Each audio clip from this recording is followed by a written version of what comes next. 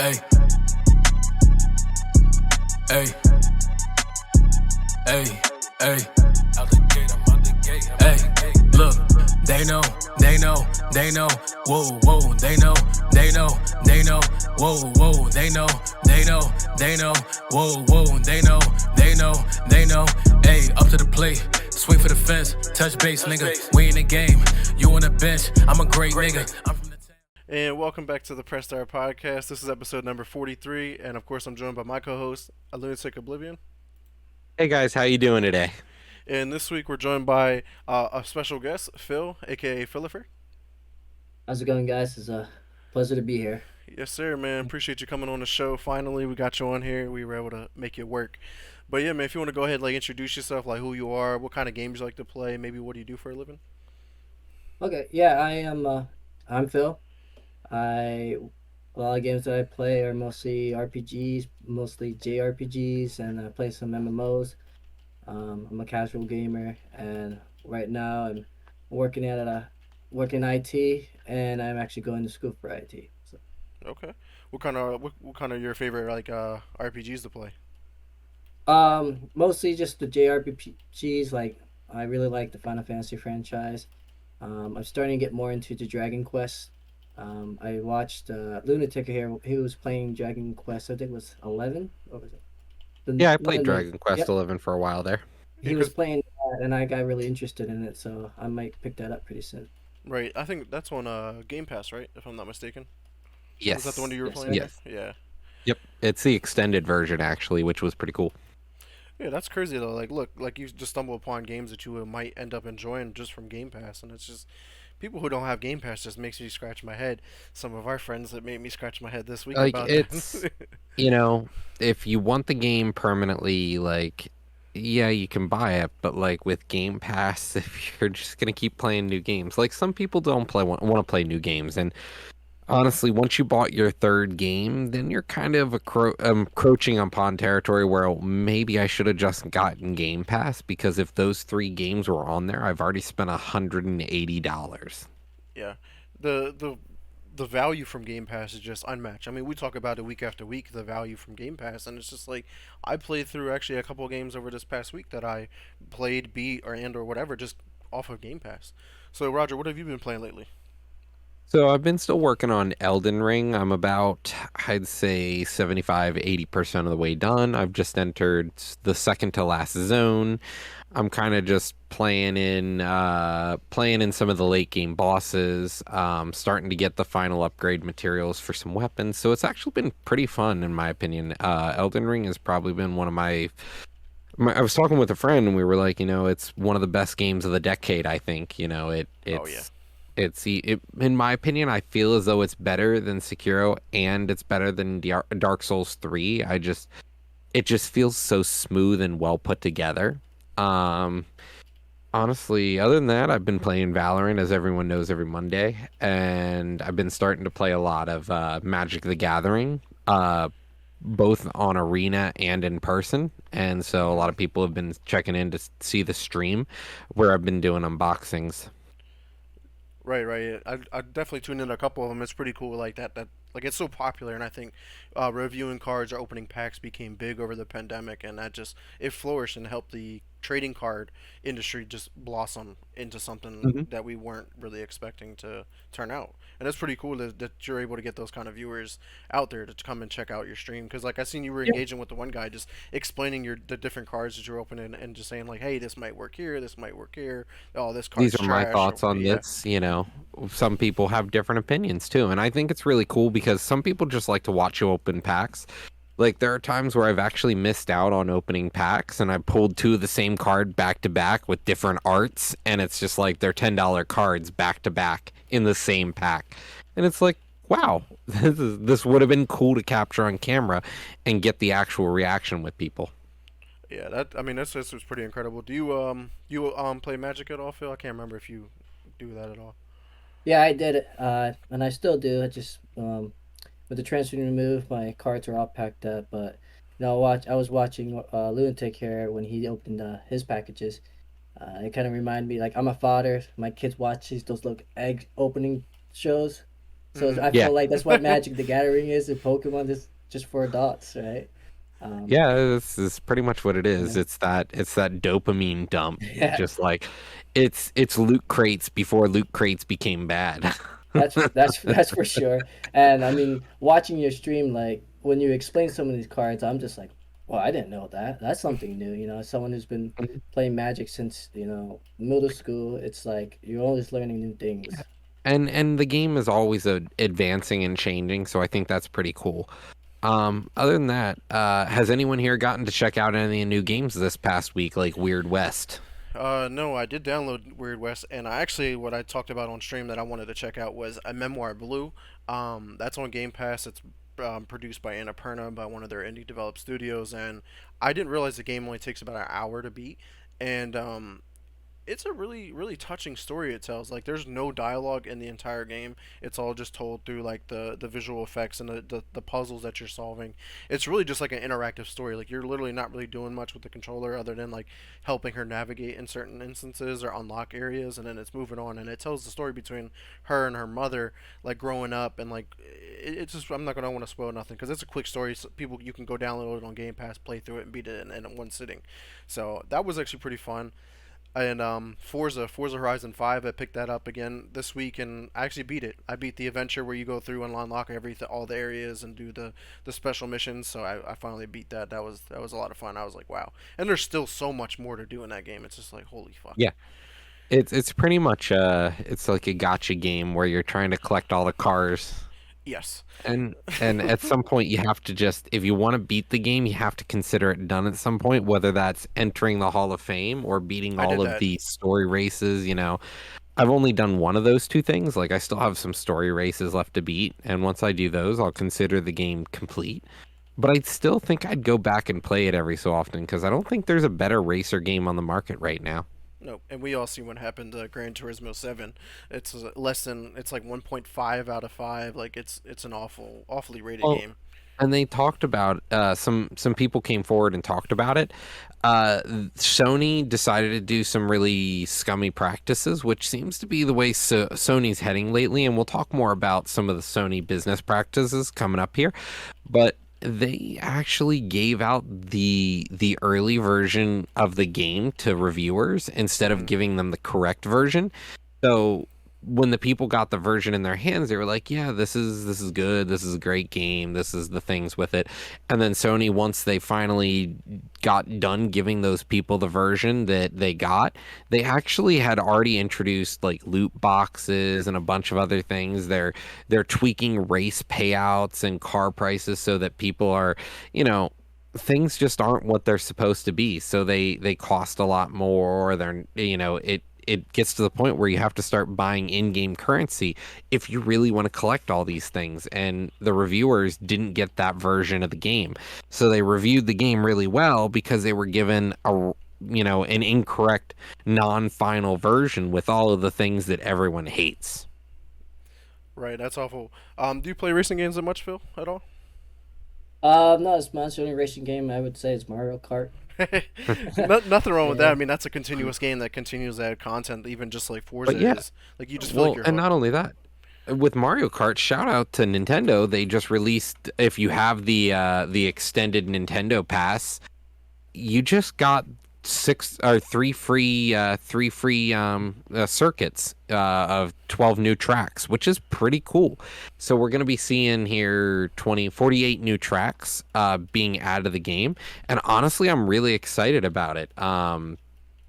It's a lot of old courses, some of them from the mobile game, but they didn't give the game up what felt like, quite some time and maybe a new game was coming, but instead they give us almost a duplicate, twice as many tracks now. So I'm actually really excited to keep playing.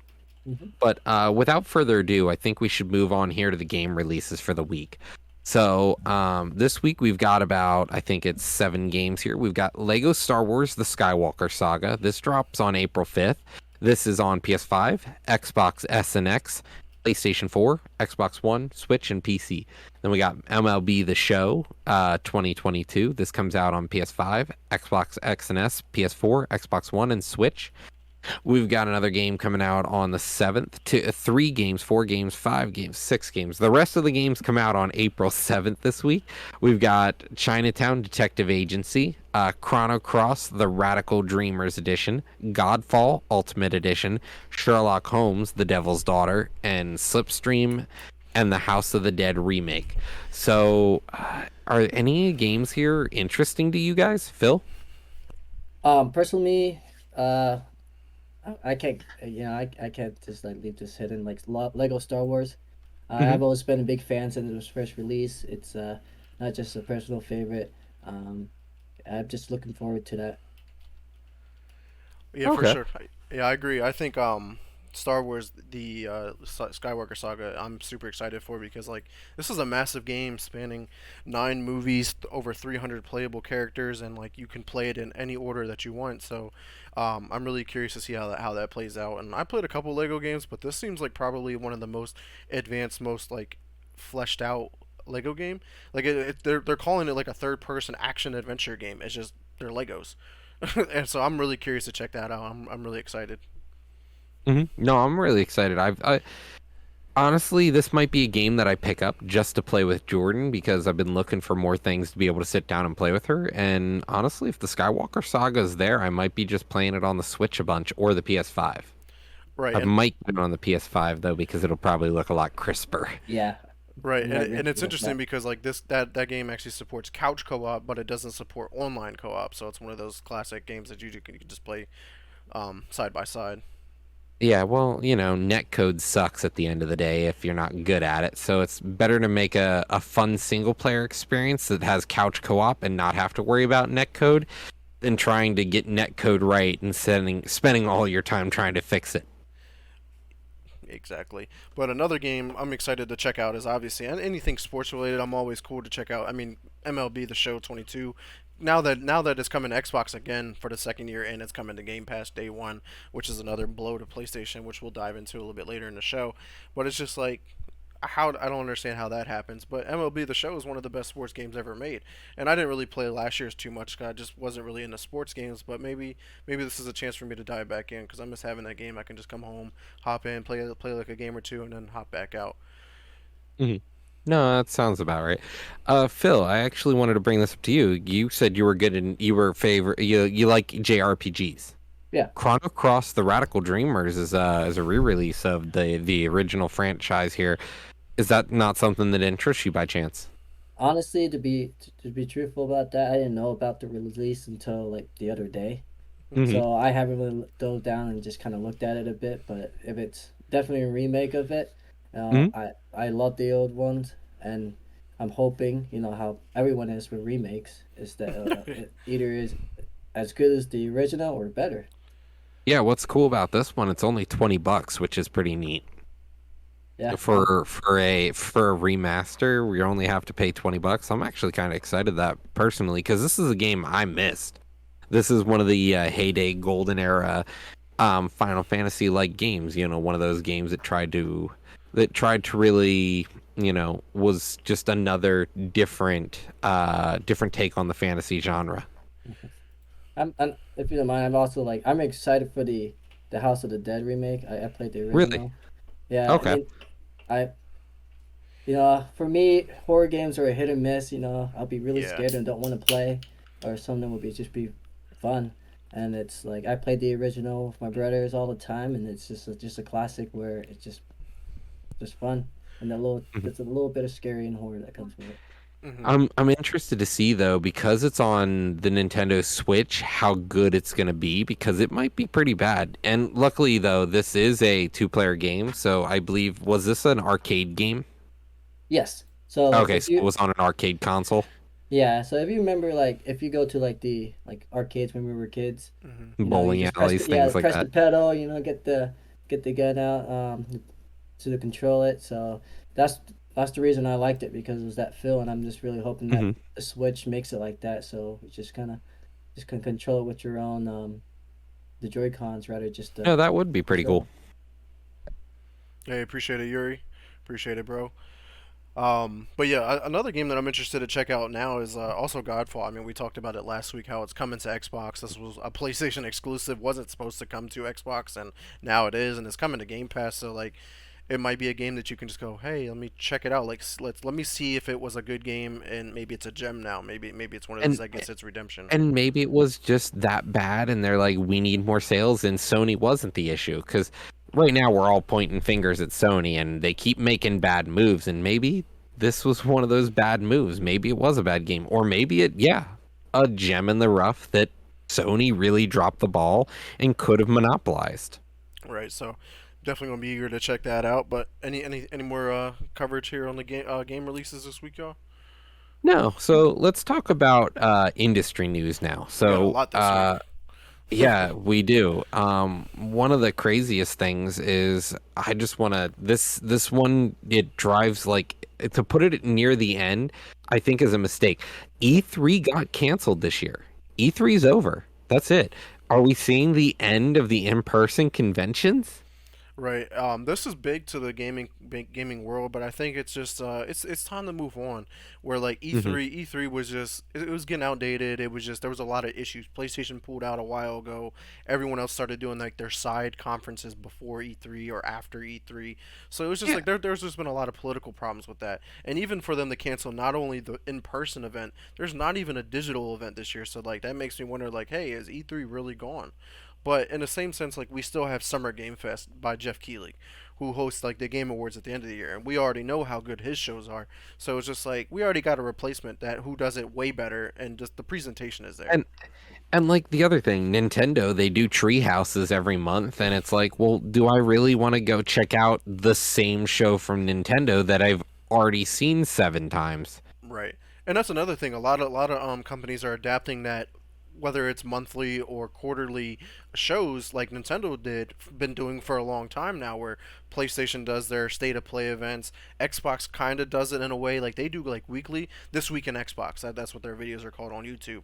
Or they got the Xbox Mhm. Wire, or they do come out of nowhere and like, hey, we got a showcase the idea at Xbox or their Xbox showcase. Like they do those like quarterly or at least bi yearly as well, biannually. Yeah, and not to mention, like for example, we have Unreal. They're announcing their own broadcast where they're gonna do stuff on April 5th at 11 a.m. They're just gonna why wait for these conferences just to do it once a year? You need to keep the buzz living, especially in this market where there are so many people who are currently active. When you're looking at hundreds and hundreds of games coming out a year, how do you make the biggest splash on the marketplace? Well, you have to keep it fresh. You have to do your own event because at E3, there's not that much time to shine because the stage is already partially set. So it's only on the ability to really make a splash for an hour and then move on. Where now I can do it every month, every 2 months, whenever I want to, quarterly. Right. Yeah, I thought this was big too with Unreal announcing their own showcase because I don't think they've ever had one before, and for them to have one coming out here in just 2 days, they're going to cover a lot of stuff because there's a lot of developers that are using the Unreal Engine 5, whether it's like Mhm. for Gear 6 or Fortnite is obviously using it, and then whatchamacall, who made the Witcher, CD Projekt Red is switching to the Unreal Engine 5. So like it's going across the industry. Obviously, like this is a leading, industry leading engine that's really powerful and really it's next gen. It's the next generation of game development. No, I agree. And I think what the craziest thing is we saw Unreal Engine get shown off, what, like 2016, 2017, sometime right after I finished college. We like, this is the future of game dev, and nobody's really touched it. We haven't really Hmm. seen it shine. We haven't seen it come out, be used at all. I'm actually quite surprised that Unreal Engine isn't as big as it could be. So I think with Unreal being able to have their own showcase, it's going to give them a bigger voice. Right. What's your take on this, Phil? With E3 not existing and Unreal becoming a big thing as well. What's your take on all this? Well, with everyone, E3 was the things we always watch as kids. It was like Game Hmm. Awards, kind of Hmm. kind of see where things are transitioning to, Hmm. newer things, rather than just to hear rumors and people posting on social media saying, "Oh, look at this." It's one of those sources where we can go to the source and kind of see what things are happening, rather than be Hmm. hidden. Right. So part of me is kind of upset about that because I think as a kid it was the highlights just watching it. Even now, just we want to see where things are directed to, um, video game wise, but taking also the interests of the parties who play them. Yeah, And no, with I 100% agree with you. We've talked about this on the show actually, where that was our childhood. Like people would skip school or make sure we get off That was early me. from work just so that we could watch the show. But I think with the modern age of communication, you already know everything that's coming out. It's like how this information, we don't need one dump of it anymore because you can get it on social media. You get a tweet every 5 seconds about everyone doing anything. Right. I mean, look when I'm blowing up our chat on Discord about what we're going to talk about on our next episode. I'm throwing in news articles and tweets and images of what we're going to talk about because we get the information just like that. And then because of sources of information like us that gets it out to people and into certain communities, there's not always a point for having an E3 anymore. But like what Phil touched on was like you actually get to go to the source and like touch on like the idea of like you actually get to go hands on with these games that aren't going to be out for a year and a half, or even a couple months down the road, and you get to check them out and then go write your own articles like, hey, this is what I thought about this. We're going to miss out on that unless they go completely digital, like, hey, here's some or private betas or alphas or whatever, come Well, check out the game and digitally. we're already there. And that's the thing. We're already at that point. People are already getting those private alphas, but only people who are insiders. People can't just pay to show up anymore. You have to already have a big enough voice to be able to participate. So I feel like it becomes a little bit of an elitism then because not everyone can just get to experience the gaming industry unless you're in this elite club now. Right, because like us, like I was actually looking forward to potentially going to E3 eventually, and now I'm not going to have that opportunity, and like it sucks for the chill zone because we're going to lose out on that opportunity for that kind of stuff because we're not in that elite status yet. Yeah. But moving on here though, to we're gonna circle back here because we bring Netflix up all the time, and here they are again in the news. They acquired their third gaming company in like less than 6 months, and they acquired Boss Fight Entertainment. They haven't disclosed how much this deal where cost yet, but they're known for like two games, My Vegas Bingo and Dungeon Boss. They're two mobile games, so I'm not sure how big they are. I don't really follow too much in the mobile games, but this just sticks to their Netflix idea of what they're trying to do. They want to stick around in that mobile gaming market. They're not necessarily trying to get into the console as much, it seems, and Well, and and they that's want the to thing. and because it's part of a subscription, they want to make these games not be monetized. Like they want you to be able to play mobile games and not have to worry about monetization within the game, like microtransactions and stuff like that. So that's Ads and good. shit. Yeah. Yeah. So But that's big. well, and I think the other thing is it's not just because they want to do that. I think the thing is mobile market now makes more revenue per year. Like the phone market makes more per year than consoles and computer sales combined. hmm So, Everybody has a phone. what's the point? Not everybody has Yeah. a console or a PC. that Yeah. is And correct. go ahead, Phil. So, like, for example, with what Roger was saying with mobile devices, things are becoming more advanced with mobile devices and mobile games. I have, to be honest, if we go over to other countries, I'm Southeast Asian. You don't see computer or consoles. There's more. You see more mobile devices, hmm Hmm. and with the increases to technology, these mobile devices are cheap, easy to get, and be able to do that. And I keep track of friends who are from Southeast Asia, and a lot of them are Twitch streaming or streaming just off their phones, Oh wow, and it's that's a way for incredible. them to and there's a way for them to not only just play games, but if they increase their revenue, their streaming services and get out there, they have a source of income for family, in the Yeah. third world country rather than it is from where we are, our advances in technology is a little more accessible than it is in other places. Everyone seems to have a computer here, it Yeah. almost becomes a staple for high school students almost anymore. They'll have a laptop or, hmm there's always going to be a family computer in the den or something like that. Mhm. Right, and I mean that's also here we talk about inclusion of gamers around the world and how they make games accessible one way or another, and that's just big because mobile games is huge. And then like we talk about with Game Pass and be able to stream console quality games on your phone, on your tablet. You can do those on those devices now. And like we were just saying, everybody can get a phone, whether it's cheap, like a cheaper one or a high tech one. There's options, and that's great that people were able to do that. And then also stream, like that's incredible. If you're playing a game on the phone and streaming, that's dope. Yeah, no, I agree. And so I want to talk for a moment about one of the biggest mobile developers, Epic and Fortnite. They're actually, crazy enough, the biggest donor right now, corporate donor for Ukrainian support. They've donated over $70 million this year Hmm. just from Fortnite sales, just like in-game currency sales from Fortnite, which is pretty impressive.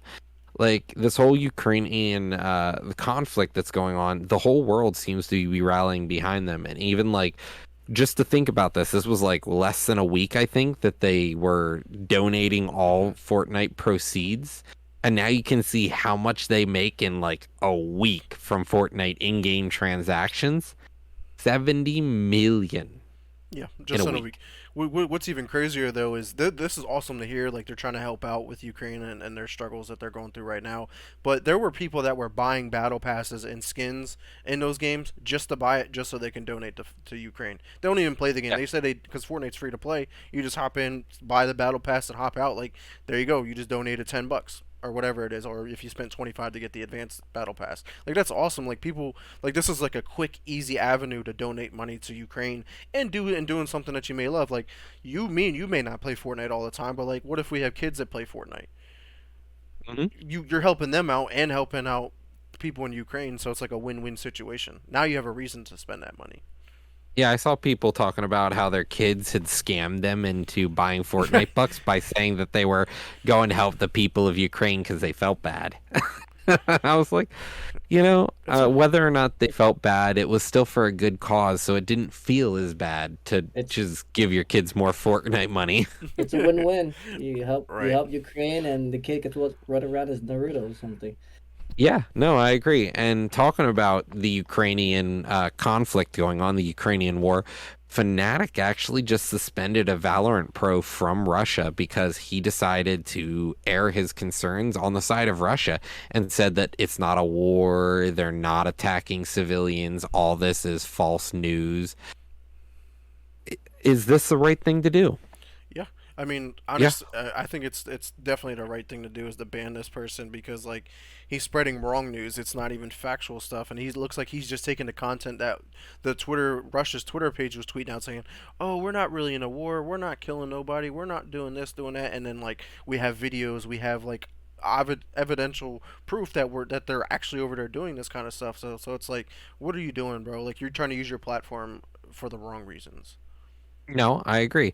And I don't want to make this a whole discussion, but I just sort of want to loop this back around to a previous discussion that we actually had on my Discord where we talked about Joe Rogan using his platform Hmm. to spread misinformation and issues like this. So, in the end of the day, I want to say that, yeah, this guy should be banned. I think he definitely is like this is a private company, so they're free to decide who's on their team. And I think they went the right way by banning him. But this goes to show, you can't just say whatever the fuck you want, Right. especially if it's false news. Right, and I mean banning could be a little excessive, like maybe because like people can live and learn from their mistakes. Maybe he was just Yes. maybe he was just misinformed about everything that was going on, and maybe a ban is just too harsh. Maybe suspend him Or for maybe his family is threatened. right, yeah, yeah. And Maybe suspend him for like 6 months, maybe a year, and then have him come back. Because what if that was his only source of income? I mean, I'm not Yeah. knocking that, but like that doesn't make. I'm not trying to argue the point where whatever he was saying was right. But like Hmm. yeah, people make mistakes and people can learn from them. So maybe you give him a tough enough penalty so he won't do it again. Yeah, yeah. hopefully he won't use his platform. Go ahead, Phil. If I recall, like I read that article, and I don't think it was a ban. He wasn't. He was banned. He was suspended. Suspended, yeah. Yeah. Okay. So yes. So when you were saying like he shouldn't be banned because a source of income, but suspension is a good way. Even not in just video games, but even athletic sports when things Hmm. aren't going in line with things, they suspend the person. Mhm. Either for the whole season, or and then they'll just be back the next time around. But like No, yeah. yes, it's a source of income that they need. This is what they do. Yeah, and I think using his platform for that message was the wrong thing. Yeah, But, I'm with you. only time will tell as this war progresses. Yeah, hopefully, So, hopefully it ends sooner rather than later at this point. so next topic here. Oh Let's boy. talk about Microsoft, Activision, Blizzard. Okay, Yeah, so let's go. Microsoft, as we know, is going to be buying Activision Blizzard. A report just came out that Microsoft is now one of the top 10 companies to work for, I think, in the United States. So this is great news, but now they're also thinking about buying Activision Blizzard. That means Activision Blizzard is a part of Microsoft. And Activision Blizzard is still trying to deal with issues. One of them is they're trying to settle the lawsuit for all the sexual harassment for only $18 million. Pennies.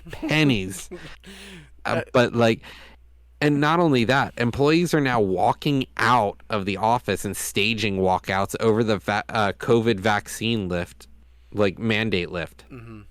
Yeah, all this lump sum of news that came out this week about this just like had me scratching my head. Like $18 million, like that's all you can throw out there. Call of Duty's gonna make that up in less than a day. That's gonna be done in the first 2 hours of a fiscal day. So it's just like, you could have went more with that because whatever's going on there is bad. One of the worst that we've seen in the industry.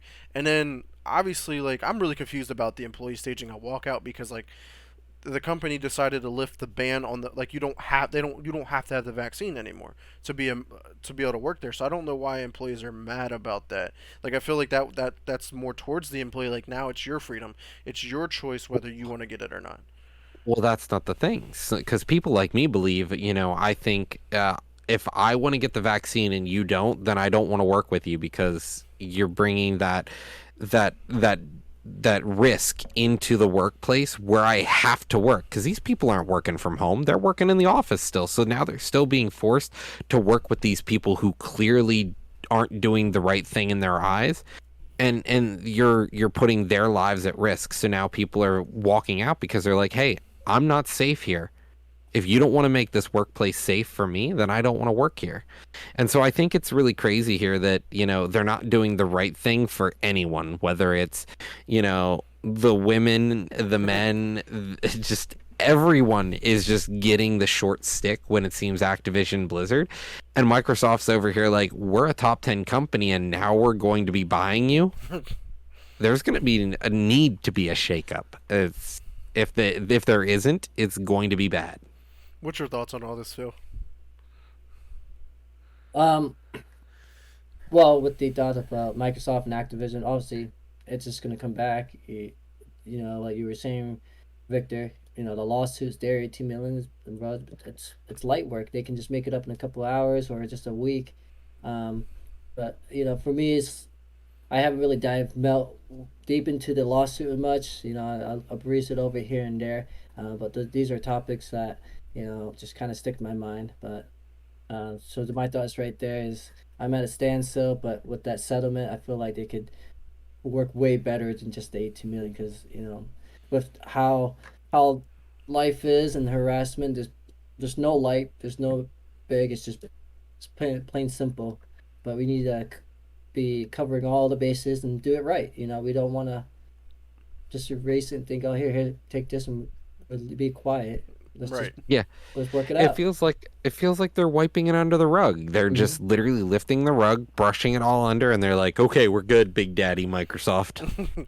I'm just hoping when Microsoft officially takes over, that they just go, here's the rug, we're getting rid of the rug, there ain't no more rug here to throw anything under, and let's just clean house. We gotta clean it, we gotta deep clean it, we gotta detail this son of a gun, and just get rid of all the toxic bad stuff that's going on in the workplace. From top, it starts at the top. You got to get rid of those bad people at the top. Yeah, and that's where we stand right here. And talking about the top doing good or bad, coming in and doing the right thing, Capcom actually just announced that they raised all the wages for every employee by 30%. It's another one of those companies, man. Like, It's a no-brainer. These people are making ridiculously good money, and 30% increase on the salary for their employees is nothing. Is nothing if you look the cost of operating business, really.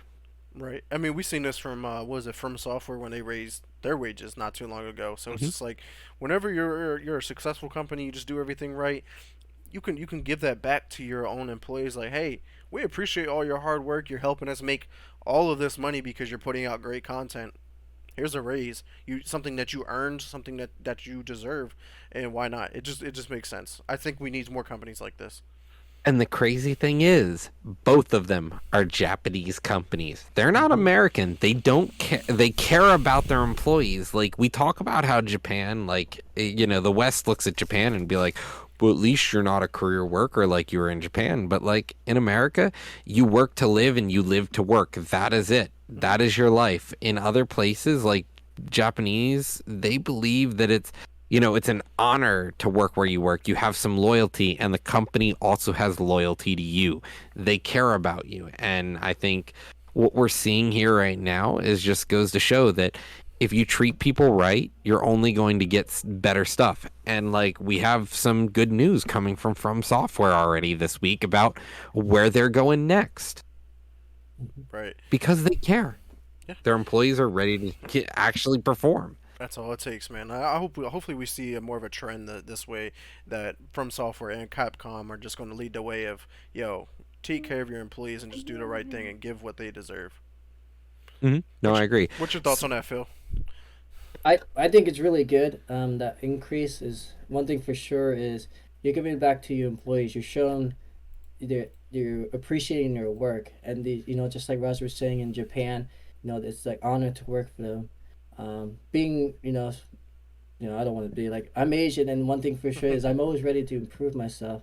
So if I was a Japanese and they're giving me a raise, and this is something I want to be at, that extra money in my pocket, I'm going to use that to maybe better myself, better my education, better what I can My do to, family, my work yeah, environment. These things that just make people better, happier, and more yeah, willing to work. yeah. And It's then crazy. if I'm in like a game developing business or technology, I can, go to school to improve what I working on now. What can I do Mhm. more, do better to work for this company and maybe get another raise? No, exactly. You're gonna strive for more because yeah, it's great to get more pay, but everyone loves to continue to get more and more and more. And Right. I'm gonna perform well if you want to pay me well. But if you start finding out that everyone's getting paid peanuts while the board Blizzard is getting paid, freaking yachts, when your check says one yacht, that hurts. One guy. Right. Yeah. So I mean, hopefully, like I said, we continue to see this. But let's move on to our chunk of the episode. Obviously, here with gaming news. Big one here for both of you guys. I know you guys are into like JRPGs. Is One Piece Odyssey was announced this week.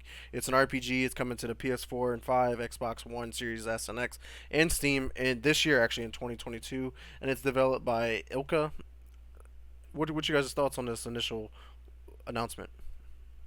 The last time we saw a One Piece open world game, we got One Piece World Seeker, and I think there's maybe one or two other ones. And honestly, these games don't seem very good lately. They try, but they don't seem to succeed very well. And I'm just worried that we're just gonna get another one of those games that's not gonna succeed.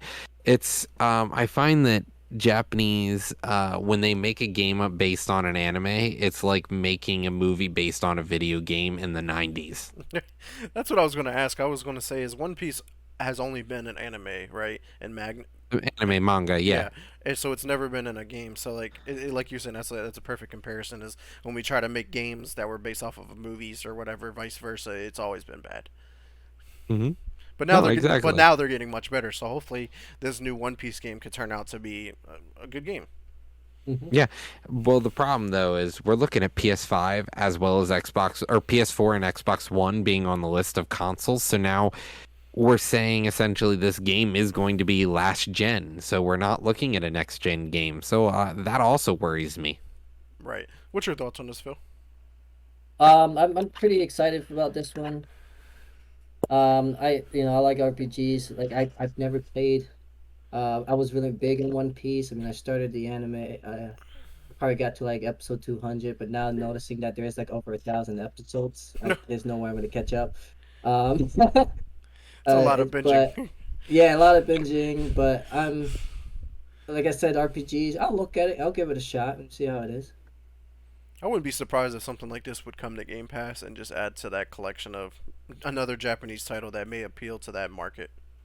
Yeah, I'm kind of feeling that may be the way we go. But what really worries me as well is it's made by Ilka. Ilka is actually the one who made Brilliant Diamond and Shining Pearl. And Yeah, so I mean, I got to the yeah, final four in that game, and it to me it's everything that I remember from that game, just more modern. So I mean that I yeah. think it did good. I mean it had its bugs when it first came out, but I haven't had any bugs or issues with the game at all. hmm Yeah, no, I'm thinking it's just going to be such a change of pace for them from what they've already developed that it may not turn out well, but we'll see. Um, Talking about games that are next gen, Apex Legends, they just updated their the game. It's now their next gen update. It supports 4K, 60 hertz, HDR, higher resolution, and LOD screen display distance. So like it looks like Apex is really trying to maybe they have some competition. Fortnite's back in town. People are moving off of it. Warzone is just Warzone. Yeah. So and they need something to bring players back in, and I think this is it. What do you think?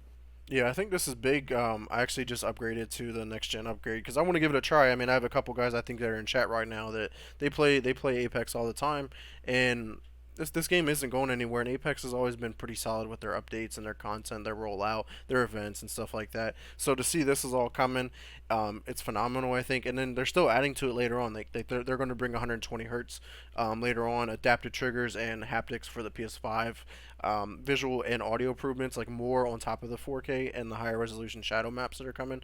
So they're definitely bringing this game to the next gen, and it's going to make it look the best that it can be. So this is great. And then to see that they're in the midst of their new season or event, this one's called the Warriors Collection event, March 29th through April 12th. They're bringing back a fan favorite game mode of Control, which is like domination from Call of Duty. What's up, Alex? Thanks for coming through, dog. They're also bringing in a new map for Arena, which is Arena's like Valorant, where you gotta buy your guns, and your shields, and your abilities and stuff like that. They're bringing new items to the store, new reward tracker where you can earn points every day, and got daily challenges. So they're just bringing a lot of quality of life updates to this. What's your take on all this, Phil? I know that was a lot that we just ran through. Did you play Apex at all, or interested in checking it out? I played a bit at Apex. I'm starting to get into it now. My really good friend and his sister just helped his sister get a computer so Oh, she could play this. And I'm really excited for it and just to pick it up more and start playing it. And what's that green guy that uh, he's one of the agents there who like injects himself with like some oh, like green Octane, juice and he Octane, just runs around. Octane. Octane, yeah. So that's the one guy I picked up. I'm going to start playing him more, but I think one of my favorite was playing Watson, and I like putting up traps and just messing with people. Right. I think it'd be Um, pretty cool if we can get this trio together and try Apex sometime. Yeah, Apex. I mean, it's I think it's starting to even out. Like the sweatiness. Like I played a couple of times and I'm like, okay, like this game is manageable. You just got to play it a decent amount of time to get kind of good with the game, just like any other shooter. But I mean, we're already kind of busy with Valorant as much as we play, but it'd be interesting to check this out every once in a while. Yeah, just as a casual game. And honestly, the control thing really interests me. Like, I'd find myself wanting to play right now because it just looks cool. It's a different game mode. Nobody really plays that right now. Like, Battlefield was the game that did that for me. Like, that was the game where you had push and defend and like trying to, move the map towards your opponent. And I think honestly, this seems like a game mode that I want, but nobody else has it. Not in Halo, it's not in Oh yeah, it is. Valorant, it's What's in in Halo? Halo. It's in Halo. It's in Call of Duty. It's domination, where you got the 3 points on the Yeah, map and you gotta capture them and hold them or but whatever. what it's push and defend, you have a line that you have to go though, Oh, okay. right? I Yeah. did. I didn't think so. I thought a control was just the regular Okay. domination, the three flags.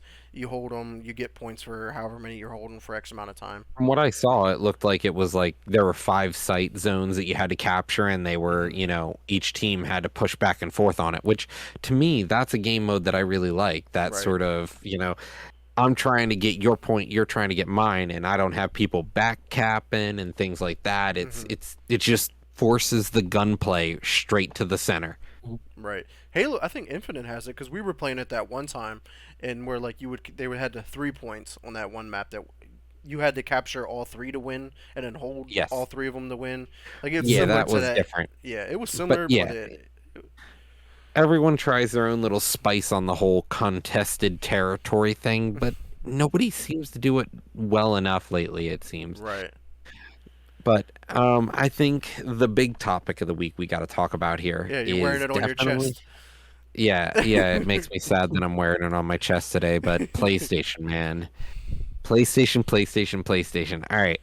So I don't know how many people of our viewers have actually gotten to see the whole PlayStation broadcast last week, but PlayStation has now launched or will launch 3 new tiers in June for the PlayStation Plus. It's essentially the competitor to Game Pass. So now you have PlayStation Plus Essential, PlayStation Plus Extra, and PlayStation Plus Premium. So what they are is you're going to have 3 tiers. PlayStation Plus Essential is the same as the current PS Plus. So you get 2 games monthly, discounts, cloud storage, and online access. And you can pay either $9.99 a month, $24.99, I think, every 3 months, and then it's $59.99 for the whole year. So, like, the pricing scheme, I don't know if that's better or worse than it is now, but we're moving on to PlayStation Plus Extra. This is the new tier that they're looking to compete with Game Pass. There's a library of 400 games, and they're only PS4 and PS5 games. You pay $14.99 a month, $39.99 for multiple months, or $100 for all year. And then, if you decide to upgrade from there, you have PlayStation Plus Premium. This will give you 340 additional games, meaning that you're allowed to play games from PS1, PS2, PSP, as well as PS3. This will also allow you time-limited trials to certain games, so you can kind of test the water before you play it. This will cost you $18 a month, $15 every 3 months, or $120 every year. And the kicker, the worst part of the whole situation, PlayStation first party games will not be on the service. So their new games, as they come out, are not there. You do not get them day one. The thing that we talk about every week, this game will be on Xbox Game Pass day one. It's a Microsoft exclusive. PlayStation's just like, well, the thing everyone's so hyped about, screw it. We don't care about that. Before I go on my entire rant, Phil, I would love to give you the stage before I go on. Um, to my input about that, the premium. I'm a plus member, and just kind of I just have right now. Technically, I would have the essential pack. Um, it's been good, the 2 free games, but I'm really excited for that premium, for the catalog of PS1, all the back to the PlayStation games, because there are, old PlayStation games that I enjoy playing, like the old, like Legends of Dragoon, go back to JRPGs, Valkyrie Profile, some of those old games, like games that we played as kid, always over and over again. And as new games comes out, we're like, well, I wish I could play that game, but how can I get a PS2 or a PS1 now? Like it's we're out of that generation now. And when you think of the first party games, I was like, like I said, going back to the E3, you see that. Oh, I want to get that game when it first comes out. But, like Xbox is where Microsoft is where we're at it day one. We can try it out. If something we like, we'll buy it. But this time it's like, well, when I first saw Returnal, I was like, yeah, I'm gonna get that day one. Now it's like, if this was then, I would be like, well, what's the point, man? Why am I paying $60 a game? I want to try it out first. Right. So I got a little bit of a rant here, and I hate to go completely negative on this. But I mean, it's cool that they have PlayStation Essential, which is basically just the regular PS Plus that you have now. Um, but the whole extra and premium thing has me kind of just head scratching. Like they could have just combined that and just called it like I don't even care. You could have just I don't even care. Call it PlayStation Ultimate, like Game Pass Ultimate. I don't even care at that point. But it's just like, why are there two different categories, and the only difference is like you get the backwards compatibility games. Where like Xbox, you already have those included. Like if you have the disc, throw it in your console. You want to buy it on the store, it's like $2. Go buy it. Like you have options, or like they'll give it the games for free, or they're on Game Pass already for you to access. So like Xbox is just way ahead of the game in this point. But then like the first party games completely blows my mind, and like the head of PlayStation, Ryan, Jim Ryan, he was just like, yeah, it'll mess up the virtuous cycle of these games releases and stuff like that. Basically, to put it in different terms is they don't want to do that because they know that the PlayStation users are going to buy that game for $70 no matter what. Why would we stop doing that and just put this game on the service for $18 a month when we can continue to make 70? Like they're stuck in that Yeah. in those ways, but I think the gaming industry is slowly shifting to the subscription services where they don't want to spend $70 a game. Like I, as an Xbox person, have been the happiest motherfucker for over a year because I have Game Pass. I've had to buy like 5 games in the last year. 5 games, like that's nothing. Where all these games that I've had played and beat, if you follow the Discord channel, like me and a couple of us throw whatever games we beat in the Discord channel, and it's just like I beat all these games, but I bought like none of them, and I had them all on Game Pass. So it really just blows my mind. But I'm gonna go to the other route.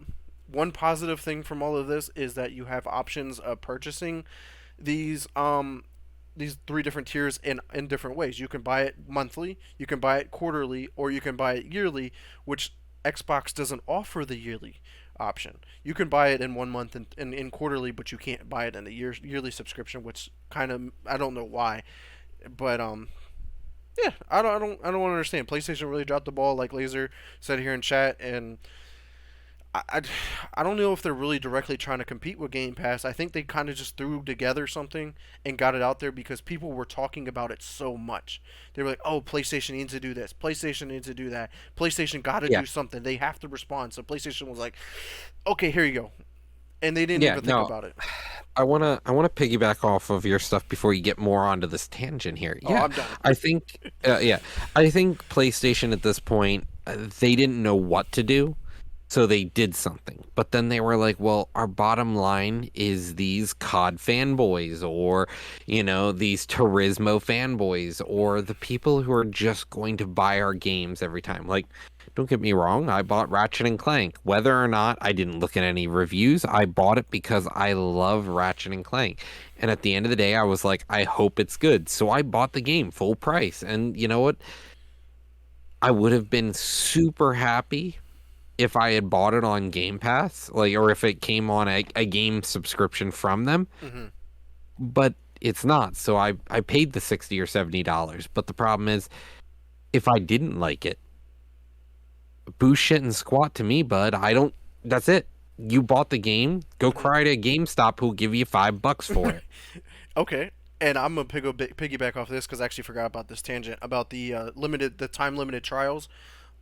One, that shouldn't be locked behind the highest tier. Like you should want to like get me into your games or your services or whatever. So that should be included in the essential level. So it gives people a chance to try these kind of games if they want to play them. Like you said, like you don't want to spend $70 on a game and you come to find out, oh, it's garbage. And guess what? Sucks to suck. Well, if I gave you a time limited trial, then you wouldn't have bought Gran Turismo. I mean, single player microtransaction store, the racing simulator. Well, that's the problem. Like PlayStation, well, Xbox cares about their gamers, and PlayStation just cares about making money, and that's the problem. And I want to, yes, I want to piggyback off of Nightmare Gore here in chat. Yeah, back in the day, you bought the game, and if it sucked, go cry sucked. about it. You played it anyway. Your parents bought it, and when they ask, how was it, you said it was great, whether it was garbage or not, because that's what you did. But like the thing is, you don't have game rentals anymore. Blockbuster doesn't exist, so it's not like you can just go out and try the game, decide to keep it if you want it. Well, That's it. I guess GameFly still exists, I believe, right? I mean, yeah, they exist, but like, do you really want to like No. GameFly? Yeah. So, just that's where I stand. I think I think the situation itself was a cobbled together solution because the market was like, PlayStation, you're failing. We don't want to see you fail. And PlayStation's like, you're right, we shouldn't fail. What do we do? Well, these people are going to buy our games anyway, so why do we care? Let's just, sure, we'll give you all of our old collection that's out there, but our new stuff, you have to pay the full price. Right, and I don't know. I just feel like they could combine the extra and the premium. It just doesn't make any sense. But the other thing that got me too is the PS1, 2, and PSP games can be played. They download or streamed, where PS3 has to be streamed, and it's because of the whole the cell infrastructure of the PS3. Whenever that console came out, it was a really hard problem, and even emulation is really hard for these games because of, I guess, the process that they're done. So hopefully that can get changed in the future when they come up with a solution. But I feel like that's a big drawback because there's a lot of great games on PS3 that are probably not going to be able to get experience at the highest fidelity, because when you stream them, most people don't really have that great of an internet to stream a game at high fidelity, 4K, whatever you're trying to play it at. Everyone's running off of Comcast, and let's be honest, they're a disaster, and they're what's wrong with America. And now we continue to see companies, put together cobbled solutions. Yeah, I'm like a founder of GameFly here, dude. I had GameFly for like 4 fucking years in a row, from when it started until like way into it. Like, it was like Redbox is like, we're dying. Netflix is like already online streaming, and I'm like, why do I still have GameFly? I don't even play these things. But it was what you did after Blockbuster died. Yeah. Now, I think we should move on here to, something a little, just to give ourselves a chuckle. PlayStation Plus games for April. So now you've played for, your PlayStation Plus tier. Here's what you get for free: Hood, Outlaws and Legends, SpongeBob SquarePants, Battle for Bikini Bottom, and then Slay the Spire. Where are the good games? We've been following PlayStation for so long, been like, wow, games with gold sucks. It is a joke. But then we're looking at PlayStation. PlayStation's like, we're giving away like AAA games, for free. Enjoy. And then all of a sudden they're like, we just released our tier structure. We don't need to give you good games anymore. Yeah, I don't get it. None of these games even get me excited. There's nothing excited about this other than, yay, I get to add a 3 games to my collection if you're a collector. That's about it. I mean, Hood, Outlaws, and Legends might be the best game that's out of those 3, because it's a live service game. They keep it up to date. Like, there's always content for it. And if you're into that kind of game, go for it. But the other 2, they're jokes. Well, I don't know what you're talking about. I agree. SpongeBob? Come on. I'm like, when do you go and walk around as Patrick Star, sorry, and just like say Bikini Bottom? Like, personally, as a kid, yeah. Like, this is a game that I would, sit down with my niece or nephew, or, with my wife, and just have fun. This is one of those silly games that you could play just to enjoy it. All right, guys. I will concede. All right, y'all win. SpongeBob's great, I guess. Like, shit. All right, I'm sorry, chat. I'm gonna have to go play it after this stream. I'm gonna go dig my PS4 out of the closet so I can download this real quick. So now let's talk about where PlayStation is now actually failing. So PS Plus members are losing their first game from the collection. Persona 5, one of the staples of PlayStation 4, was Persona 5, and now they're just removing it from their PS Plus collection. I don't get it. There gotta be a reason behind this. Like, maybe this game is coming to Xbox for the first time ever. I don't know. But yeah, it probably is money. Like, maybe PlayStation was like, no, we need this amount of money if you want this game to be part of our service or whatever. Or however money transactions go on behind closed doors. But I'm ultimately thinking that this might be the first step that Persona could be coming to Xbox. Like, Persona 5 could become an Xbox soon. It's an older game. It's a very great game. I know it's been rated really well. It's been received really well. So, I mean, I would love to see this come to Xbox. And you imagine if this game came to Game Pass? It'd be another huge win for Xbox, and it would be another slap in the face for PlayStation. So I could see that happening. But speaking go ahead. I was gonna say, yeah, I was gonna talk about Xbox here, but you can go segue us. Cool. I was just going to say Xbox actually had fun with this because we all know the infamous when Xbox One was announced and whole you everything has to be on and you can't share games with friends. And PlayStation went on stage was like, look, this is how you share a game, and he handed a game to his friend on stage. So Xbox had to have some fun and put out a video and was like, hey guys, if you want to play our first party games on Game Pass, they come day one, and they put day one in like all capital letters on social media, and I was just like, man, that was just a jab, like, hey, motherfucker, you're not doing this right. We're just gonna make fun of you. Here's paybacks. Well, it's like, you do it to me once. You don't expect me not to fire back and make hella fun of you. Right, and they've been having fun all week with this. They like every new tweet that they put out there, like day one on Xbox, like it's and day one is always in capitals now, and I love it. It should be, because this is where Game Pass succeeds, and Sony has failed so hard. And talking about how Game Pass is succeeding, it's now entering 5 more countries. Indonesia, Malaysia, Philippines, Thailand, and Vietnam.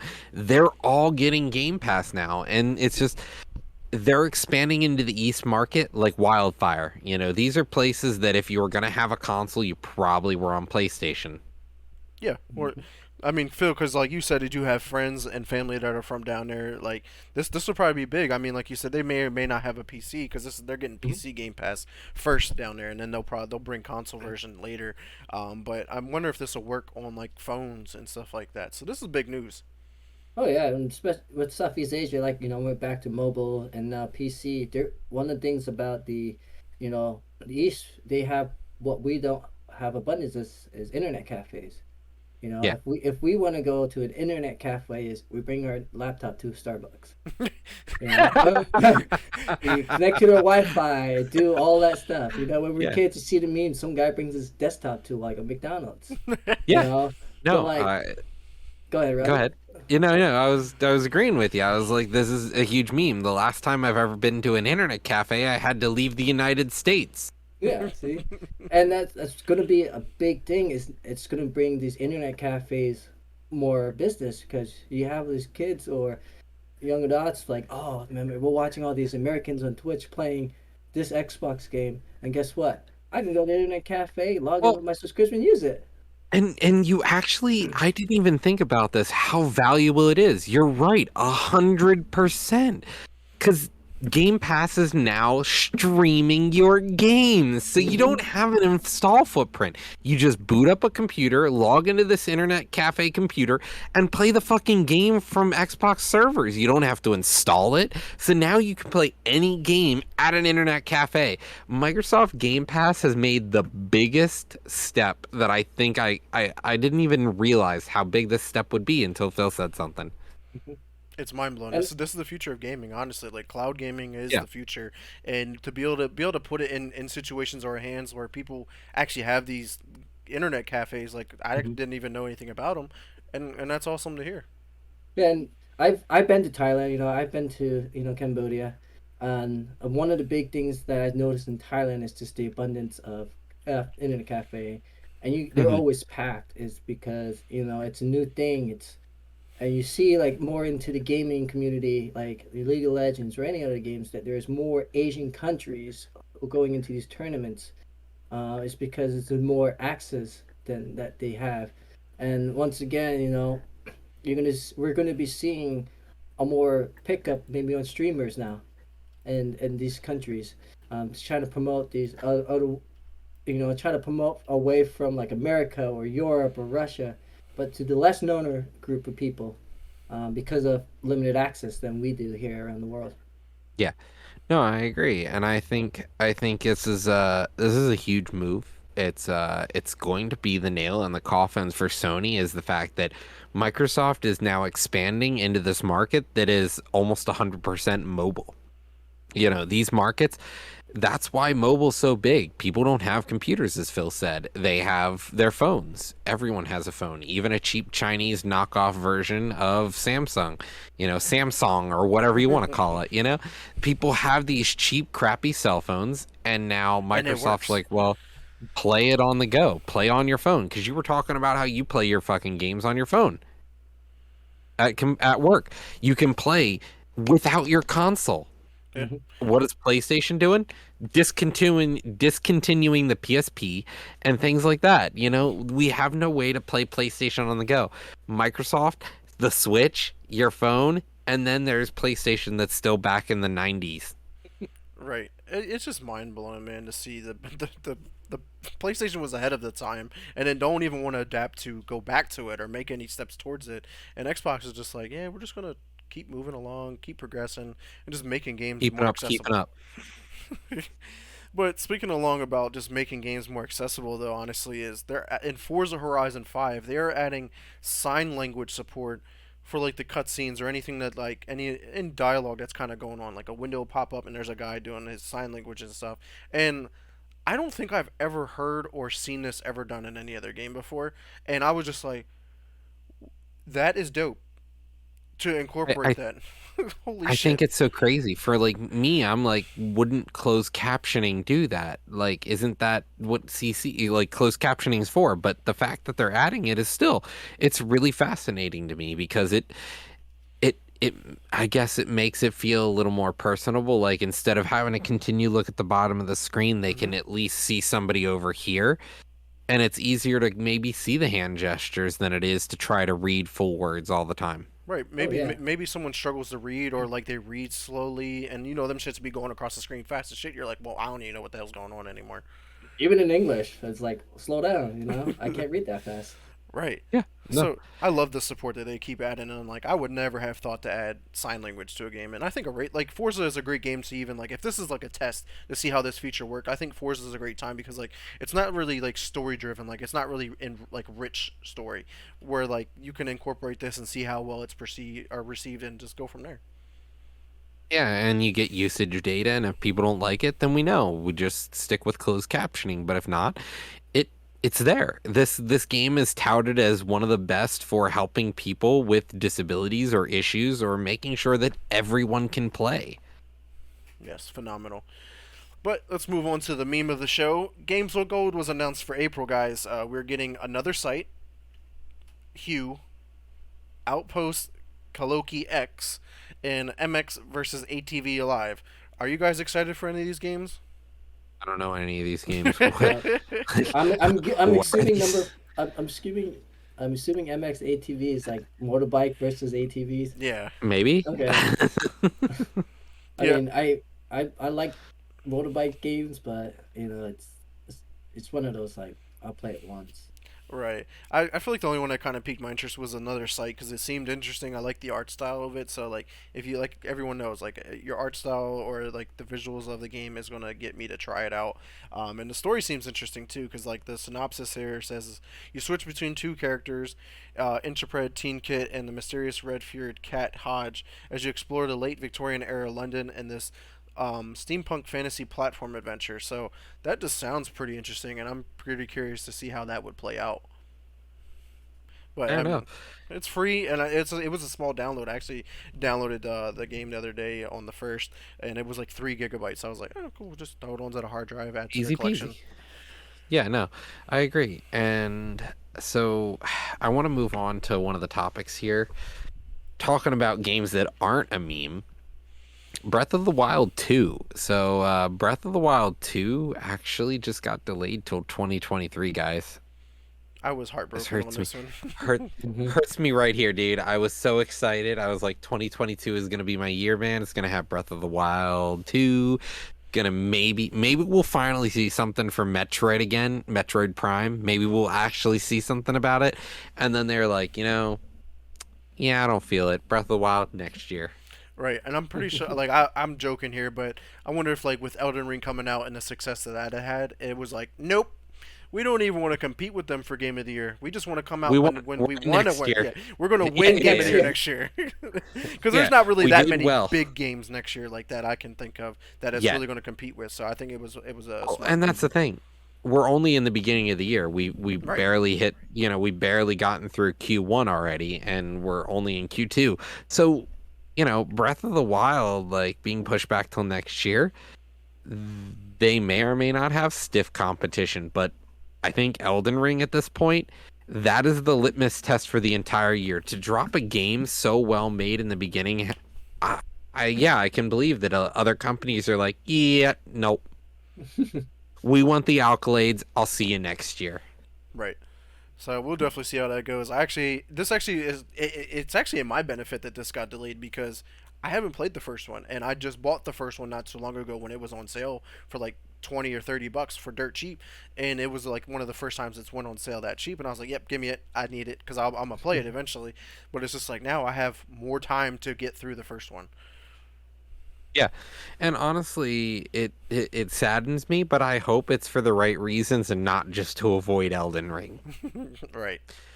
But talking about companies here making the right decision, we've got Fortnite making the right decision. They've removed, or they've added, I should say, the no build mode permanently. It is now a separate game mode for sweaty 13-year-olds to avoid and for actual adults to just start going ham. Right, and this is big, man. Like they brought back building back to Fortnite. They were like, "Hey, it's back, guys! Yay!" But we're also going to keep no building too because they saw an influx of players returning to Fortnite. Like even myself, Yep. I haven't played Fortnite in years. Most of the guys in Shoot to Win have not touched Fortnite in easily 3 years. We're piling back into Fortnite. Like they've been streaming Fortnite left and right. I'm like, this is dope to see a game just make a drastic change. Like Fortnite, Well, like you build like you building Fortnite, like that's the basis of Fortnite was building, and you took that main mechanic out of the game, and it just completely changed it, brought people back, and it was a lot of fun. And that's the thing. It was literally why everyone left was the building is what destroyed the game. Sweaty kids were like, yeah, we're gonna make sure, that's all. Sweaty kids wanted to play this Fortnite game, and us adults were like, I don't have time to fucking, Master build a building. building in 30 seconds. Right, you shoot them once, and they build a fucking castle, and you're like, nope, just kill me. Yeah, like, Later. where's the outplay when you have a freaking sky base and like I'm on the ground? Like, Yeah, and I'm not gonna. you I'm want not me to gonna. come up there? I'll just stay down here. I'll just follow the circle. I'll make And it then come down, you guys are just fighting each other, or somebody will trap you in a room and they'll just put a trap there, and it's not even gunplay at that point. You just get killed with a spike trap, and it's like, wow, this was so interactive and fun. Yeah, I definitely hopped out of Fortnite because I was playing that game every day faithfully, and just couldn't do it no more. I couldn't keep up with the building, and I couldn't learn the building because that's way ahead of my like behind me. I can't keep up. Those reflexes to do that are insane. They're just like breaking the fucking controller, or like when if they're playing on keyboard, they're playing like this direction with their keyboard. I'm like, how? Like I need a keyboard to be this way. There's no way. No, it feels like I'm the old crudgety man who's like, them kids with their damn building in the fort.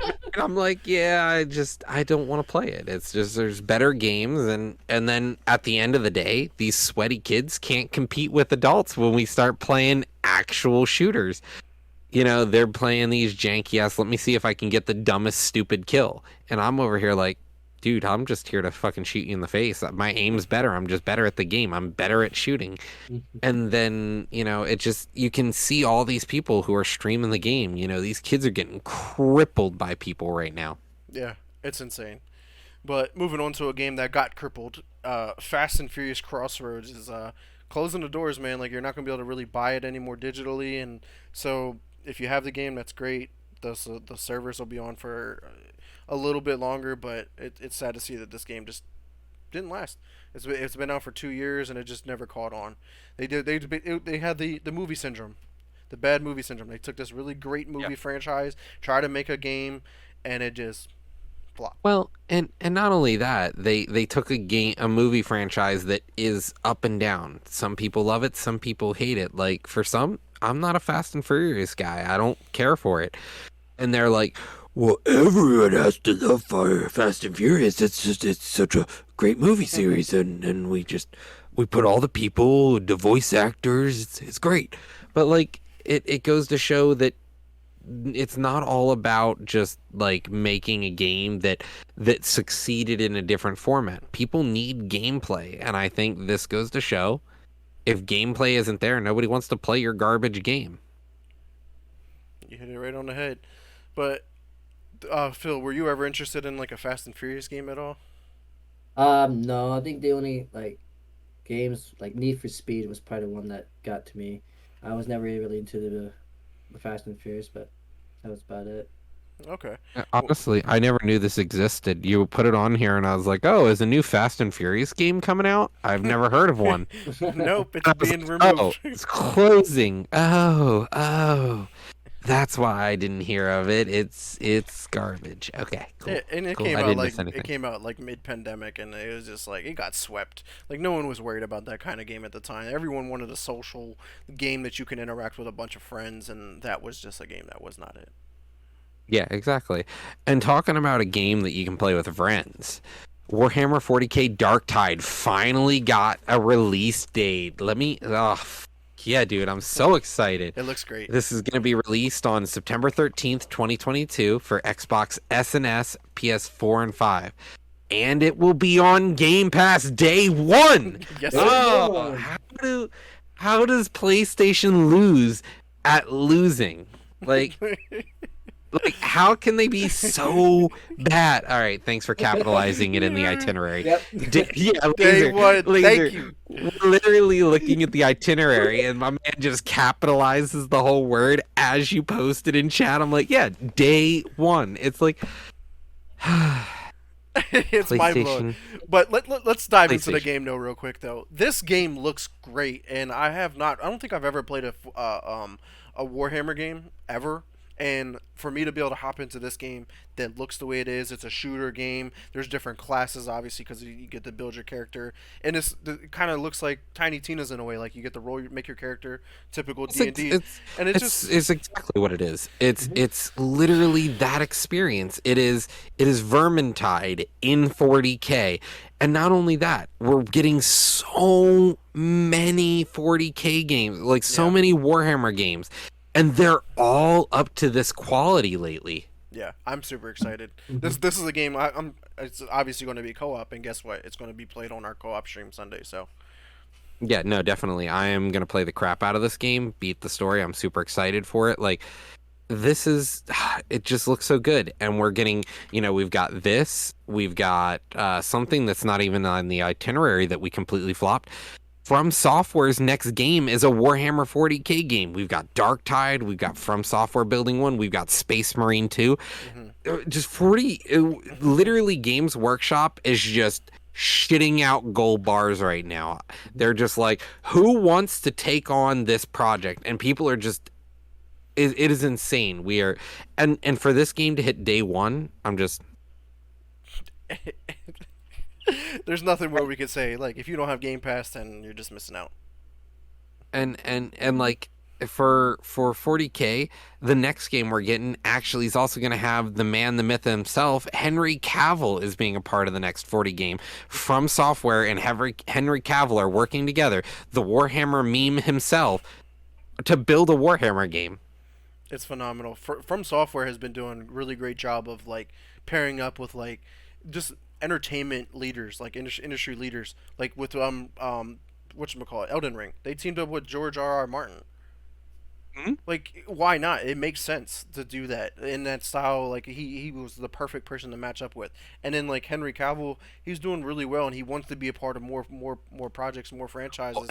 And that's the thing. He's the iconic nerd. He, as we said before, he almost missed his screening for Superman because he wanted to play WoW.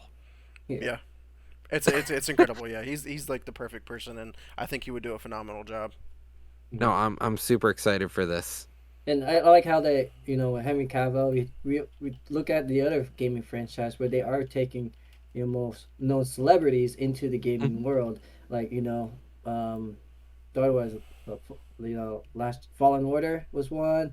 The Death Stranding. Other games, they're taking well-known people that we know who are great actors, and we get to see them in a video game, which is, for me, I think it's great. I I want to see like one of my favorite super celebrities in a game. I want to see like Jackie Chan doing Kamehameha one day. You know, you never know. That'd be lit. I mean, look what happened to Cyberpunk. Like they brought in Keanu Reeves, riding off the hype from behind him. Like that only added to the anticipation for Cyberpunk. Like we already knew the excitement behind it, but you put Keanu Reeves in the game. Yeah. Like that was dope, and like I think he played Johnny Silverhand perfect in that game. His voice acting was what I wanted. It like I can't imagine another person playing that, and I'm so excited to see, more collabs. I think we get to the point, and with 40K being the horror that it is, I think From Software, like I don't even want to like sleep on the fact that it's From Software building this game. All their games are meant to be these dark, gritty horror settings. Bloodborne, Dark Souls, it's all about like ending the world. You're like, in Dark Souls 3, you're just literally extinguishing the flame of existence. That is the whole game. You're like, what's darker than ending it all over and over and over again? It's just like I think I'm excited for From Software to make a game in a universe that isn't their own that I love. Yeah, it's going to be super exciting. But we got one last topic here, I think, on the list here for gaming news-wise. Alien Fireteam Elite announced Season 3's like roadmap. This is a game that I eventually want to get to. Like, whether it reviewed great or not. I'm a huge Aliens fan in general, and this game looks fun. It'll be a fun co-op game that we can check out, and it's on Game Pass, guys. No big surprise there. But they're adding 4 new weapons, a new kit called Lancer, new cosmetic items, new perks, new challenges, loadout presets, so you get to create like loadouts and typical shit that's in Call of Duty. It seems like a no-brainer. And this comes out on April 19th, so in a couple weeks here you get to maybe dive back into the game or check it out for the first time, and you have all these new quality of life, new updates, new content. So maybe the game's more playable finally. Right. So I mean, I'm really eager to check this out eventually. We'll probably check it out in the summertime, I think, whenever we don't have like any new games coming out. Yeah. No, I agree. And so, before we go on any further here, let's just finish out with the game rumors. So let's talk about a Sony potential day one not on their Game Pass solution. Knack just got trademarked in Japan, which is one of PlayStation's core games that they've had since PS3, I believe. It was a launch title for the PS4. PS4, okay. So this will probably be the second game in the series. Third. Oh, I didn't realize they had 2 for PS4. So we're looking at a third game for this series, and it's probably not gonna be, and it's definitely not gonna be on PlayStation's day one. Capital letter day one. Right, and this is, I remember actually our cousin Morgan, when he came in from Arkansas, and he brought his PS4 that for one time, and he was playing Knack, and I hopped in, I played with him. It was like a fun, cheesy kind of co-op game. You just go around and smash shit, and it didn't really have much to it, but it was just like I think it's one of those staples for PlayStation to have those smaller, fun games as opposed to the, oh man, this story's fucking deep and dark, and there's so much to it, and sometimes you need those lighter games, and I think Knack is perfect for it. But yeah, they make Knack 1 came out in 2013, Knack 2 came out in 2017. So, and this is a Japanese studio, actually called Japan Studio nonetheless, and it's published by Sony Interactive. So it'll be an exclusive on PlayStation again, but like you said, Roger, it's not going to come to their PS Plus day one. It's such a missed opportunity. I don't get it. But let's move on to another success story from Microsoft that maybe. Did Phil, did you ever play Knack at all, or looking forward to checking them out? Yeah, I played Knack before. Like I said, it's going back to, it's one of those laid back games. You don't want to stress like from like a Dark Souls game. You're dying over this boss over and over again. It's like, yeah, let's knock some things out. It's fun. It takes the stress away. It's just enjoy it. Easy. It's one of those games that Dom likes to say. You just like turn your mind off and you're just playing. Yep. Yeah, that feels like Dynasty Warriors to me. It's just like, all right, I'm here for 30 minutes where my brain is gone. I'm just like wherever else I want to be. Right. Just spin your glaive all over again. Just sit there. That's basically what it is. Keep pressing the same button over and over. No, yeah. And so what I was getting at here for a second there is let's talk about Xbox Game Pass. They're potentially adding a family plan. Now they've made money. They're like, oh, well, what if we just add a family plan? Now me and my wife can both have Game Pass for a cheaper price. Oh, yeah. she barely uses it sometimes, and sometimes she'll use it more. And I think this is just Microsoft just they could be making so much money, but instead they're like, let's do the right thing and just make it easy for people to stick with us. They want to keep their customers instead of gouging them. Right. This is just another consumer-friendly move if this comes to fruition, and it makes sense because like, and apparently the rumor is like you'll be able to have up to 5 people on this Game Pass, and it's like not only are you targeting like families that have like see like I'm expecting and stuff, so it's like I could be having a kid that wants to play games in the future. Why not have that, like make it accessible or whatever? And it's just it makes sense. Or like you don't even have to be family, you could be friends. Like I can have 5 gamer friends just sign up on this Game Pass and boom, it makes sense. And it's like I following a lot of guys in the industry, like on podcasts and stuff, and they talk about like, yeah, whenever like my son wants to play the game, he can't play it on this console because you're not the main console of the Game Pass or this or that. Like right now it's really convoluted and really hard to use. If one person's using it, it's not the right Xbox, it's a problem. So hopefully with this new family plan, it just makes everything easier and it works better. Yeah, No, and I agree. I like that. I mean, I haven't looked into it more, and like it's called a family plan. You're adding people. Who knows? You might be able to move someone else on it. I need to look it up more and see what's going on with Well, that. and this is only a rumor too, Right. Yeah. but like if it actually comes to fruition, It's another it jab to just PlayStation because PlayStation doesn't have that. They didn't announce a family plan for none of their new services. Granted, like I said, they have an option to buy the yearly part, so you save money that way. Where like I pay Xbox monthly. I'm paying $15.89 a month. That's a lot of money. That's a lot of dollars. I'm paying more than anything. But it just makes sense. Mhm. No, I agree. And so let's talk about the last two things here. Supposedly, Valorant may be coming to console. I excited. You excited? I'm not. I don't think Valorant's a game that really is. I don't know. I think it's not a game that console players are gonna be able to take to as easily because it's just a different type of game. I think it's that CS:GO mentality that a lot of gamers on consoles aren't gonna care much for. And I really, really, really, really hope that if they do bring it to console, that it doesn't become cross-platform, Oh or yeah. if it is, it's disableable. Right. I'm pretty sure it'll come to cross platform for sure because that's just it's becoming the industry standard for most games. Like that's just how it is. But I do agree. Like if it's going to be cross platform, you got to have the ability to turn it off because that's going to be night and day difference.